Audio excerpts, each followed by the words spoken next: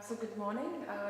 Today we have had the pleasure of having an opening keynote from Professor Sir David King. He is the UK Foreign Secretary's Special Representative for Climate Change. Sir David, in your keynote today, you highlighted the global grand challenges that humanity will have to face in 2050. Could you highlight some of these that you've discussed? Well, thank you, Apshita. Delighted to be here. I think that the main point I want to get across is that we have a whole set of challenges that are driven by the rapid rise in the middle class across the world today. So what we've seen since the year 2000, when there were 1 billion people spending between $10 and $100 a day on consumer commodities, 1 billion out of 6 billion, today, just over 2 billion. We've already more than doubled the number of middle-class consumers. And the expectation is by 2030 that 5 billion of us will be spending on commodities at that rate. It's very good for human well-being, but it's certainly not deliverable in my view. Now, when I say not deliverable, the big challenges are around energy, food, water, and even minerals.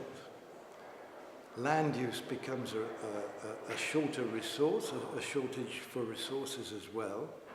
And then, on top of all this, the key commodities, our ecosystems that enable us to live, the ecosystems that we evolved into, are in danger because all these middle-class people impacting on our world means the atmosphere and the oceans are at risk. The atmosphere from greenhouse gas emissions and climate change, and the oceans, rising acidity and pollution.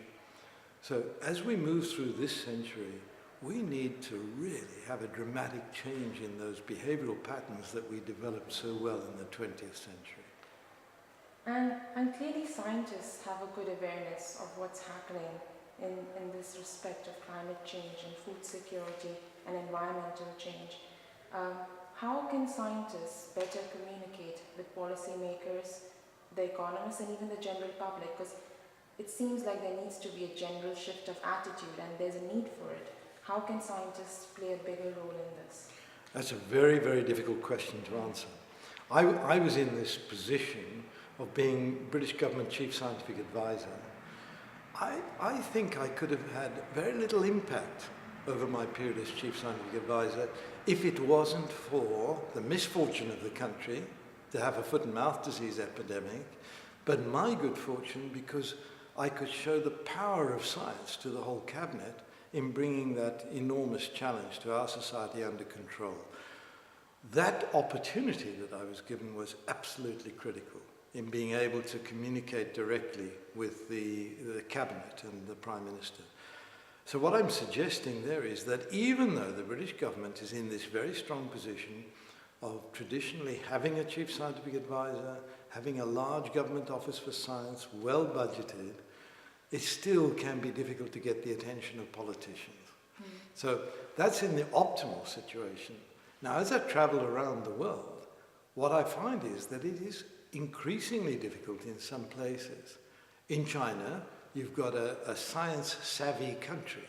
They have just changed the Communist Party constitution to include a very important new paragraph, which is about the scientific principles of development.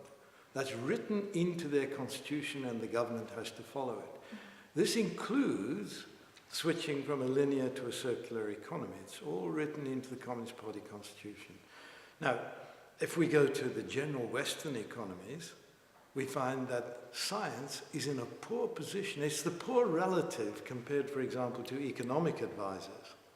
Now, however well or badly the economic advisors do, that doesn't seem to change government's reliance on them. Not one economic advisor showed that the behavioral patterns in the financial community were going to threaten the global economy.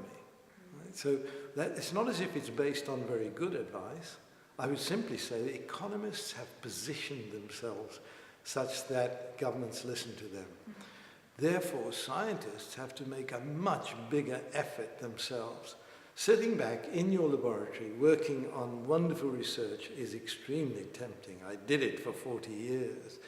But it becomes more and more important in this century for all of us to accept responsibility, to speak up, to actually speak to the political decision makers. Now, at the same time, we are faced with a very peculiar situation in the more developed parts of the world. For example, in the United States, a greater degree of skepticism towards science now exists than has existed in previous years. So societies which have benefited so much from the developments of science, people who expect the lights to come on, the heating to work, their radios to work, and all of the IT just to be in front of them, have no idea that this is all developed through the scientific process. No idea at all. So they can question the basic tenets of science. The climate deniers, the climate flat earthers, who are this group? It's a group that feels quite comfortable with rejecting the theory of evolution, with rejecting a whole range of science. We are too often on the back foot these days. So there's so much to be done in this area. Activism among scientists, right? Don't step out of line, never say anything that is unscientific. It's your scientific principles that you need to get across with greater clarity. So I think the answer to your question is, it ranges right across the board of activity. We are all responsible. And when we look out to these challenges in the 21st century that we'll be facing, I mean, as a young person, it is very daunting to think about these are huge issues. And I mean, you met a few of the leaders of tomorrow at the GapSummit today who are asking you a few questions. They are young researchers, they're entrepreneurs, they're working, exceptional young people in companies. What would your advice be to them? I mean, you know, as a young person sitting by yourself, it is daunting to think we're going to be facing some huge issues and we'll need to deal with them when we come to positions of leadership in time. What would your advice to them be? Right, so the first thing is that we need to take a systemic approach to our analysis of our place in the world. So there's the first big challenge. Whatever we think we're contributing, in other words, I'm saying we need to make sure that we're contributing in a way that is not damaging to things that are off beam. If I focus narrowly down a particular route, I may be causing problems elsewhere. So an obvious example is if I desalinate water using fossil fuels, I am making everything a whole lot worse. Whereas if I desalinate using solar energy, I make everything a whole lot better. So and the reason is because I'm having an impact on energy security on the one hand, and because I'm causing climate change on the other. So everything we do, the first point I'm making is you need to look at the whole system and see what your impact is at every level. We need to think broadly. And scientists are trained to think rather narrowly.